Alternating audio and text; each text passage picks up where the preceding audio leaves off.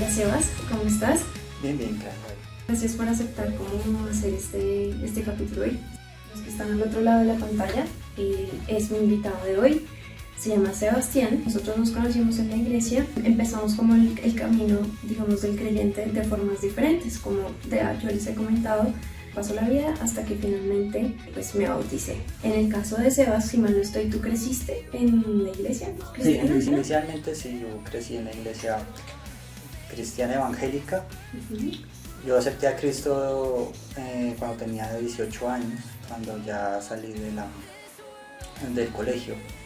Ahí yo empecé pues, toda mi vida con Cristo, iniciando en una iglesia como servidor de jóvenes durante bastantes años.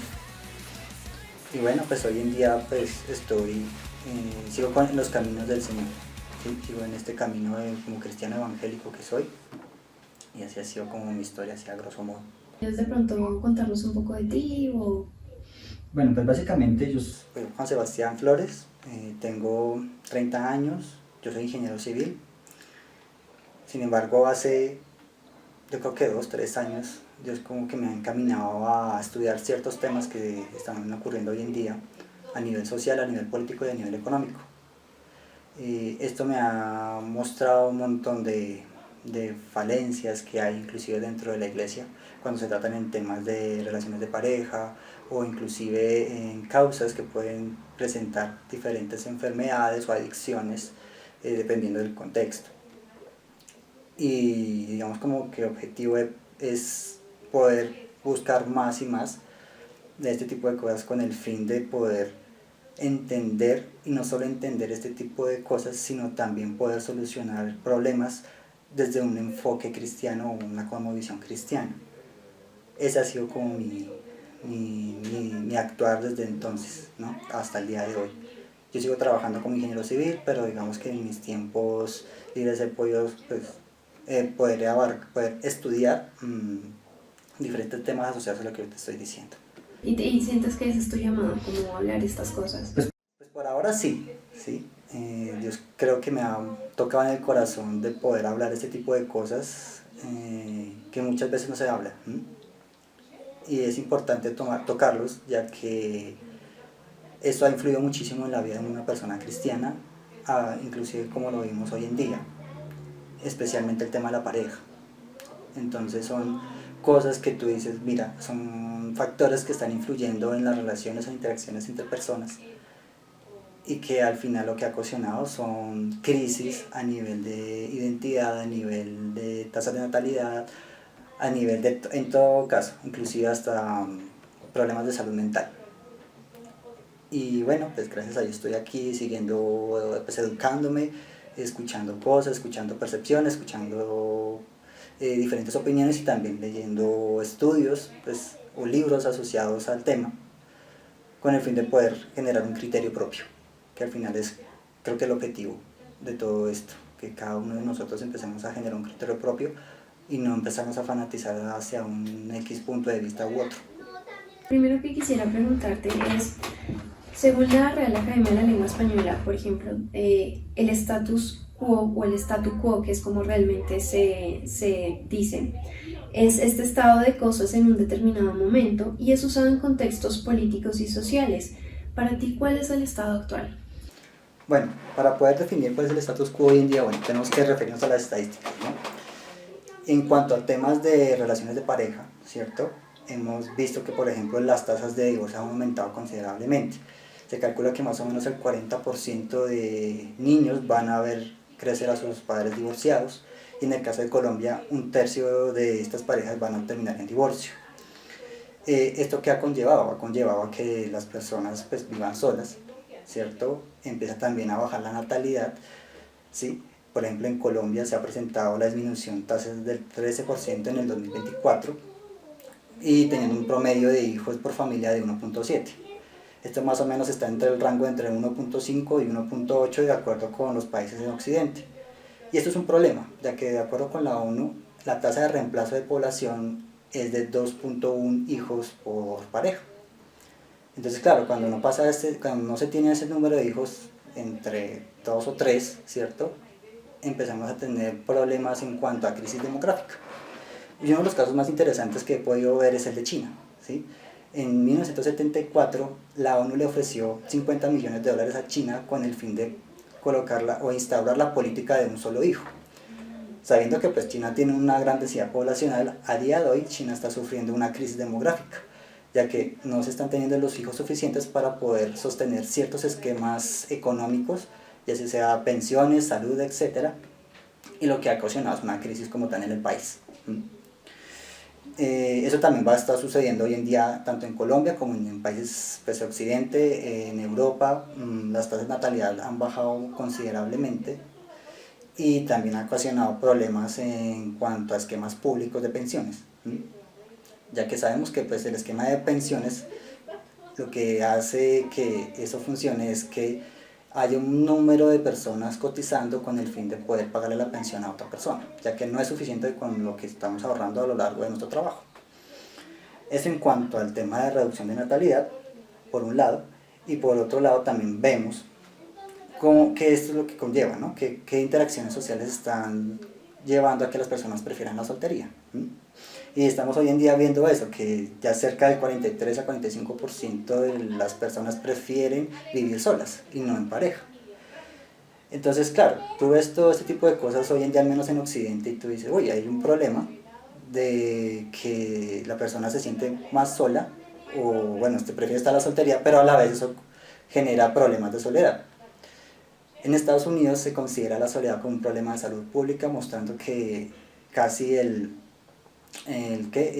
un tercio, si no me equivoco, de la población, por ejemplo, en Estados Unidos está lidiando con este tipo de cosas. Y todo eso también abarca otros problemas como suicidio, como problemas de depresión, de ansiedad. Entonces es como el panorama más o menos de cómo estamos viviendo hoy en día en cuanto a temas de relaciones de pareja, ¿cierto? Y bueno, y en qué efectos tiene ese tipo de cosas hoy en día. Ok, y hablando de, digamos, de este rol familiar o respecto de este rol familiar, hay algo muy común que sucede, digamos, ahora entre parejas, que es el famoso 50-50, que se divide en toda la mitad. ¿Qué opinas de eso? Bueno, yo como cristiano tengo que entender varias cosas. Primero que pues hay varias fases en cuanto a la relación de pareja. Como cristiano pues tenemos principalmente cuando te conoces una persona en particular, ¿no? Entonces con esa persona haces amigo, sales, ¿cierto? Empieza la etapa después si se llegan a gustar el noviazgo, si ambos están de acuerdo, ¿cierto? Este concepto de noviazgo al final es un concepto muy contemporáneo, ya que pues en tiempos bíblicos esto no se notaba no era tan presente o tan claro a comparación de hoy en día, porque al final tú tienes la decisión de hoy de poder decidir, ¿puedo estar con esa persona o no? ¿Cierto? Entonces una vez ya se consolida ese noviazgo, se empieza a mirar el matrimonio, ¿cierto? Pero antes de esto, pues tú miras, listo. Inicialmente, y algo que tenemos que tener claro es que pues el hombre es el que va a dar primero, el que más va a dar inicialmente. Es entendible que pues en una relación de estas tiene que haber reciprocidad, ¿cierto? Entonces ahí es donde empieza a hablar el tema de acuerdos, de que te gusta, que no te gusta, con el fin de que digo, bueno, acá hay una relación en la cual voy a compartir con mi pareja, ¿cierto? Ahora bien, si vamos a ver si esa relación se consolida como un matrimonio, ahí es donde vamos a ver cómo es que los roles dentro de la familia son ordenados de acuerdo con la palabra de Dios. Algo que considero es que el hombre, cuando está en un matrimonio, debe catalizarse con las 3P: padre, protector y proveedor. Y todo esto tiene un fundamento bíblico porque al final la familia o el matrimonio más bien tiene el propósito de crear familia, ¿sí? Desde Génesis hasta el Apocalipsis se ha visto que Dios le dice a la familia, fructificados, ¿sí? Procreen, tengan hijos, ¿sí? Y ese es como el fin como tal de la familia. Claro, ya empezamos a mirar el tema del 50% y todo eso, pero como cristiano, dentro de la familia, dentro del matrimonio como tal, el hombre es el que tiene que proveer. No es claro que la mujer sea, venga, voy a darle dinero para poder solventar ciertos gastos como tal, ¿cierto? No es tan claro.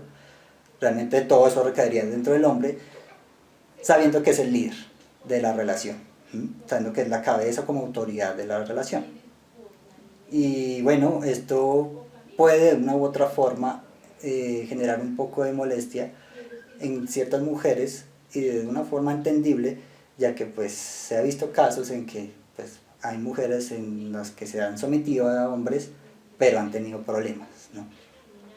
Y claro, obviamente pues vamos a tener en cuenta que si vamos a hablar de la parte familiar en cuanto a la Biblia, pues tanto el hombre como la mujer se definen con base en ciertos principios bíblicos en cuanto a la pareja, ¿no?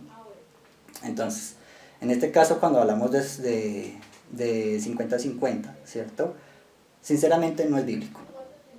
Entonces, ¿cuál es el tema? Entonces el tema es que el hombre tiene que proveer esto y la mujer, como tal rol en general, tiene que hacer X cosa, ¿sí? Y como te había dicho, la familia está enfocada a generar hijos, ¿sí?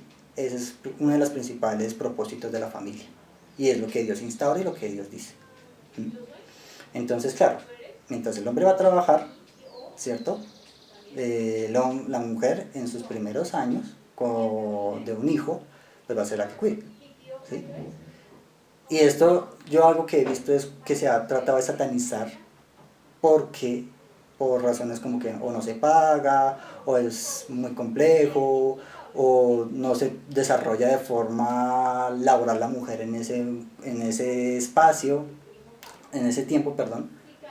Entonces, claramente se ha tratado de como de quitar ese tipo de roles dentro de la mujer.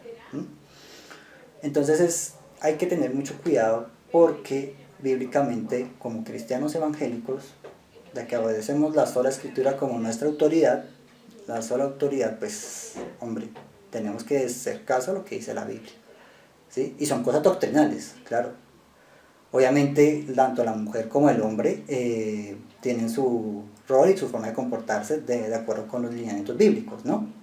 La mujer se somete al hombre, pero el hombre se somete a Dios, ¿no? Que es como la define Pablo, ¿no? En Efesios él dice como que el hombre es cabeza del hogar, ¿sí? Y que tiene que ser como Cristo y como amó la iglesia, mejor dicho, tiene que amar a la mujer así como Cristo amó la iglesia, ¿no? Que la santificó, que la purificó, que la enseñó, que la cuidó. Ese es como el referente de los parámetros bíblicos que tiene el hombre, ¿sí? En cuanto a la mujer le dice, respeta a tu esposo, ¿sí? Sométete a tu esposo.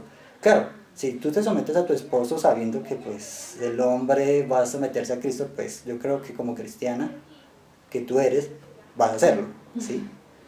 Entonces es el tema del 50-50 que está hoy en día, ¿no? Pero bíblicamente, al menos dentro del matrimonio, no es bíblico. Porque, volvemos a lo mismo, el hombre tiene que proveer, ¿sí? El hombre tiene que ser padre, el hombre tiene que ser protector. Entonces hay un montón de factores que la Biblia enseña de cómo es ser el hombre y cómo es ser la mujer dentro del matrimonio. Ok, ahorita tú mencionabas que el rol del hombre es como el rol de Cristo con la iglesia y mencionabas santificación y purificación. ¿Podrías explicarnos un poquito más eso? O sea, en el aspecto práctico del hombre y la mujer como pareja, ¿cómo funciona eso? Bueno, pues para eso tenemos que ver cómo Cristo vivió, ¿cierto? Cómo Cristo vivió en el mundo. Cristo es una persona que tuvo compasión, una persona que sanó, una persona que enseñó, y una persona que, si bien tuvo compasión, también fue duro con el pecado, ¿sí? Entonces, ¿cuál es el tema? Cristo, pues obviamente era un docto en ese entonces en la palabra, ¿no? Y claramente en ese entonces la mujer no tenía tanto conocimiento como lo puede acceder hoy en día. Entonces, en ese entonces, Pablo lo que decía era, listo, actúa como Cristo, actúa como esa persona que enseña la palabra de Dios, que aboga como autoridad de las decisiones que va a tomar, ¿cierto? Claramente con base en la Biblia, ¿sí? Entonces, de forma práctica, ¿cómo ves eso? Pues esa persona que enseña a su familia cómo vivir la palabra de Dios, cómo vivió Cristo, ¿sí? Y no solamente de forma de hablar, sino también en su ejemplo, ¿no? Cómo se comporta, que no se va a poner a gritar, no se va a poner a maldecir, no se va a poner a maltratar a la mujer. Inclusive Pablo en sus cartas tiene ciertos lineamientos que te dicen, mira, si tú tratas a esta esposa de la mala forma, tus oraciones no serán escuchadas, ¿sí? Y claramente eso está mal, ¿m? Porque al final tenemos roles diferentes, en nuestra esencia, nuestro valor, somos igual ante los ojos de Dios, ¿sí? Entonces claramente Dios no aprueba el maltrato, Dios no aprueba ser déspota, Dios no aprueba ser un hombre que lastima a la mujer, ¿sí? Porque inclusive Pablo dice, trátelas como a vaso frágil, ¿sí? Como si fueran sus hermanas, como si fueran sus madres, ¿sí? Entonces ahí es donde tú dices, listo, ¿cómo me debo comportar frente a esto? ¿Listo? Enseñando. ¿Y cómo puedo enseñar yo? Pues primero tengo que estudiar, ¿no? Tengo que ser un hombre que empieza a estudiar la palabra de Dios, hacer, no sé, digo yo, cursos de teología, ¿sí? Como que empezar a escudriñar siempre la palabra de Dios y con base en ese escudriñamiento o escudriño, enseñarle a la mujer, ¿sí? Claramente la mujer lo puede hacer, nadie está diciendo que no, pero también como hombre tenemos ese deber de poder escudriñar la palabra para poder enseñarla, ¿sí? Tanto hombre como mujer debemos enseñar a nuestros hijos. Pero, vuelvo a lo mismo, ¿cómo podemos ver eso en cuanto al ejemplo de cómo me comporto, en cuanto enseño a mis hijos? Hoy en día hemos visto cómo ese rol se ha degradado hasta un punto en que el padre solo provee y deja todo a la madre, deja un montón de problemas a la madre diciendo que no, ella se va a encargar. Y no, el padre precisamente se encarga de enseñarle a sus hijos, ¿sí? Enseñarle a respetar, enseñarle a amar, ¿cierto? No solo a la mujer, realmente a todo el mundo. Entonces también es parte del rol del hombre enseñar a sus hijos, como Cristo enseñó a su iglesia. Ok, ¿qué consejo podrías darle, por ejemplo, digamos que especialmente en la primera etapa de la crianza de la familia? Cuando la mujer está con los hijos que son chiquitos, pues no tiene tiempo para nada, entonces le termina estando como, no sé, como desatalajada, desarreglada, muchas veces está en pijama porque no tiene tiempo para nada, porque está como pendiente de los hijos, que si llora, que si la comida, que si... no sé, que si están amamantando, pues que entonces que toca amamantarlo, o que si no, que entonces el tetero. Digamos que en todo ese proceso alguien me decía hace poco justamente algo que me dejó pensando y dije, sí, cuando uno, digamos, cuando uno se casa, uno como que no alcanza como a dimensionar lo que sucede después de ese casamiento, ¿cierto? Entonces ella me decía, bueno, es que al principio cuando uno está criando a los hijos, pues uno está, digamos, desatarjado, así tal cual. Y uno sabe, digamos, como mujer, que obviamente los hombres pues quieren llegar a encontrar a su mujer bien arreglada, bien vestida, bien, ¿no? Como, pero pues en esa primera etapa, digamos que es un poquito muy difícil. Y si, digamos, uno ve a mujeres embarazadas cercanas, uno alcanza a notar como que sí, es como que como si pasara un tsunami y pusiera todo patas arriba hasta que llega un punto en el que ya como que otra vez empiezan a retomar digamos, su normal vivir. Sí. Entonces es algo que por ejemplo tenemos los seres humanos, tanto los hombres que desean, digamos, la Barbie y las mujeres que desean el Ken, o sea, como el epítome de la mujer o el epítome del hombre perfecto. Y estas cosas pasan que obviamente no están dentro de esa concepción de pronto inicialmente. No sé, ¿qué consejos darías o qué opinas al respecto de eso? Bueno, acá vamos a mencionar varios temas. La primera es que hoy en día estamos sufriendo una crisis de identidad, como te había dicho inicialmente. Se está tratando de masculinizar a la mujer, se está feminizando la masculinidad. Entonces, ¿tú cómo puedes ver eso? Ves primero, por ejemplo, gente popular, artistas, más o menos, no sé, Bad Bunny, Harry Styles, en portadas de revistas, luciendo con ropa de mujer, ¿sí? Y eso es un tema, porque finalmente lo que se está tratando es de destruir precisamente el criterio de masculinidad, ¿sí? Si bien yo sé que el color rosa no representa, no, que es mujer, tú vas a tener que aceptar que en general tenemos tendencias, ¿sí? No todos vamos a cumplir lo mismo, pero el hombre tiene una tendencia y la mujer tiene otra, ¿sí? Los hombres tienen tendencia a jugar con carros, las mujeres tienen tendencia a jugar con Barbies o con cocina, y eso se ha demostrado en estudios, ¿sí? Que es algo algo psicológico, algo biológico también. Obviamente habrá las excepciones, ¿no? Pero también Dios te dice, bueno, compórtate de forma varonil, es decir, valiente, insisto, como había comentado anteriormente, como Cristo, ¿sí? Pero digamos que en estos casos particularmente, claro, no es tan fácil como, oye, ¿por qué me estás jugando con esto o con lo otro, no? Sin embargo, un tema que ha sucedido es cómo se ha tratado no solamente de masculinizar o feminizar el otro género, ¿cierto? Sino que se ha tratado de destruir esos géneros en cuanto a que empiezan a generarse diferentes géneros inventados por cierta ideología queer, ¿sí? Entonces ahí es donde empieza a atomizar ciertos comportamientos que a género, no que no binario, ¿sí? Como ese tipo de esquemas que están empezando no, eso ya lleva desde hace mucho tiempo y tiene su fundamento filosófico, a entrarse dentro de la iglesia, ¿sí? Como el tema de pintarse las uñas, el tema de maquillaje, ¿sí? Vuelvo a lo mismo. Hay que tener mucho cuidado con en qué vamos a poner pues nuestra masculinidad o nuestra feminidad, ¿sí? Y eso lo podemos como poder ver en cuanto a las tendencias que cada uno tiene y el otro tiene, ¿sí? Entonces ahí es donde uno dice, bueno, ¿qué nos dice Dios? Comportémonos como hombres, tenemos roles dentro de la familia, ¿sí? Tenemos como hombres el rol de cuidar, proteger y proveer. Mi pregunta es, ¿será que ese tipo de cosas que empiezan a decir, no, venga, realmente no es así, tiene que ser al contrario? Entonces dice, hombre, ahí es donde debemos tener cuidado, ¿sí? Porque lo que se ha visto hoy en día es que, si bien no se trata de satanizar eso, ha generado también inconvenientes, ¿sí? Porque ha tratado de confundir a las personas, decir, oye, no me siento de tal género o el otro. ¿Por qué? Porque lo basamos con base en estereotipos, ¿sí? Que el hombre tiene que ser de esta forma y de esta forma. Y ahí es donde podemos partir, ¿no? El concepto de qué es ser hombre y qué es ser mujer. ¿Sí? Yo particularmente creo que eso se basa en una parte biológica. ¿Sí? ¿Por qué? Porque no solo tiene una implicancia a nivel cultural, sino también a nivel jurídico, a nivel normativo, ¿cierto?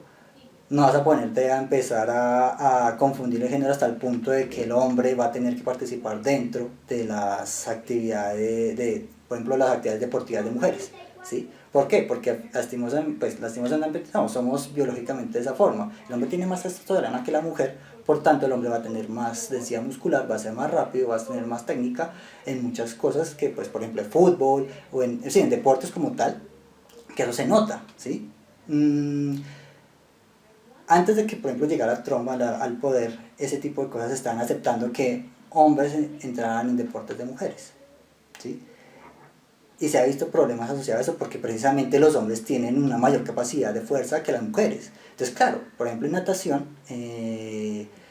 un señor que se me olvidó el nombre, que empezó a autopercibirse mujer y entró a las cestas de natación, a las competencias de natación, y pues claramente siempre quedaba en primer lugar, ¿sí? Porque tenía la capacidad y todo el esfuerzo.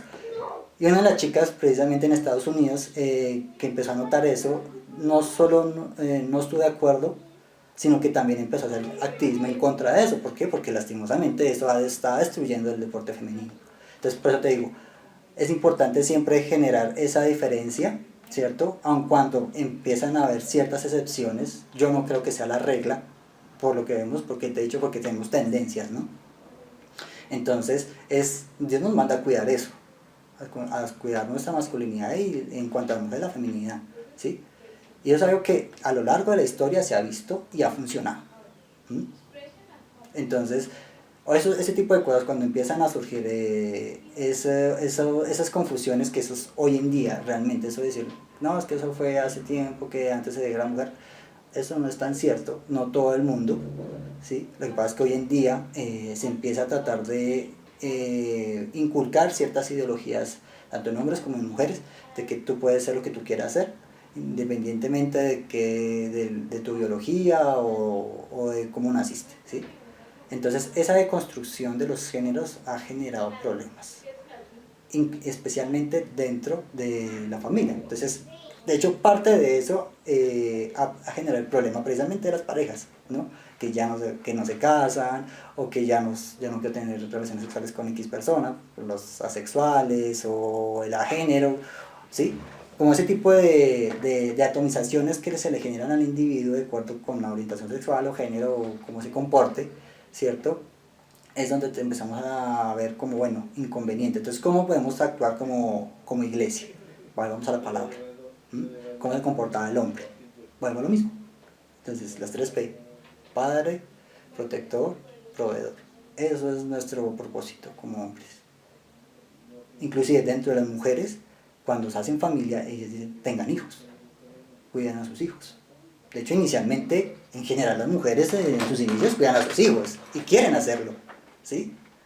Entonces, claramente, bueno, en esta interacción para poder responder a la primera pregunta es, bueno, si el hombre está mirando a la mujer que le está quedando difícil, pues también ayuda, bueno, lo mismo, es un acuerdo. Y pues la idea de esa relación es ayudarse entre todos, ¿sí?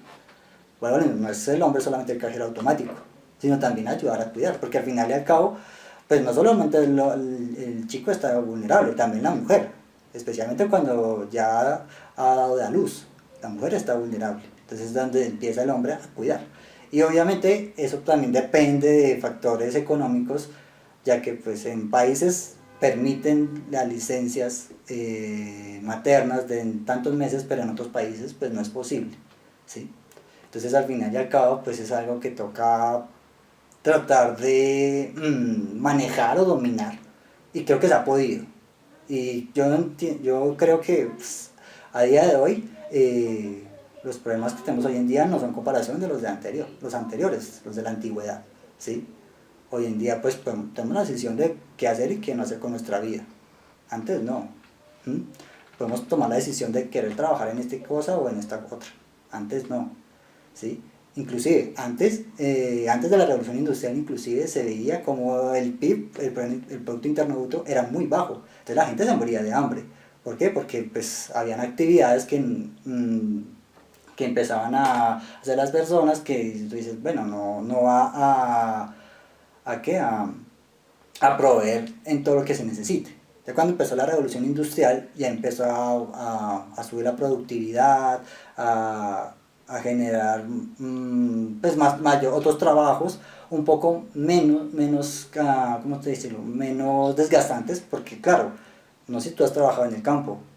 Trabajar en el campo es cosa seria, o sea, levantarse a las 4 de la mañana hasta 7 de la noche dándole es una cosa seria. Entonces tampoco la gente es tonta. Entonces prefiero yo irme a una fábrica que solamente quedarme ahí ya sea en ese momento, 16 horas trabajando, a que yo me ponga en el campo a ponerme a trabajar como tal, como agricultor, como ganadero, como sea, ¿cierto? Y que al final no vea los rendimientos en cuanto a mi propia subsistencia. Hoy en día es algo que pues yo creo que cada uno ya toma la decisión, dependiendo de lo que Dios le muestre claramente, pero también de acuerdo con los dones que Él le dio, de qué voy a hacer y qué no voy a hacer. No estoy diciendo que la mujer no sea ingeniera civil o que la mujer no pueda ser matemática o científica. No, hoy en día se puede, ¿sí? Pero hay que entender, hay que admitir que hay tendencias. Hay tendencias en que los hombres quieren unas cosas y las mujeres en general quieren otras, ¿cierto? Y ya, eso es más o menos lo que yo te diría.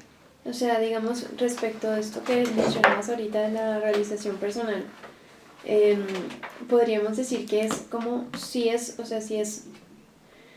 debería hacerse, pero debería hacerse teniendo en cuenta como la función principal que es, digamos, en el caso ya de un matrimonio con hijos y demás, pues el cuidar a los hijos, ¿correcto?